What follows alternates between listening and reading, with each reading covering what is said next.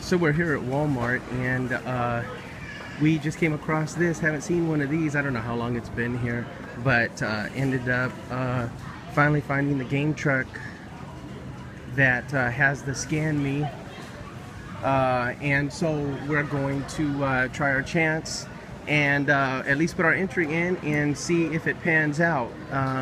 Haven't seen this in the store for anytime we've actually came in, but looks pretty full. I don't know when they exactly set it up, but we'll give it a shot and see what happens. I'll put some pics on what it actually does after you, because basically I tried entering it already, and so I got one entry. But anyways, just wanted to do a quick video and show the game truck, since I haven't seen this up in the stores.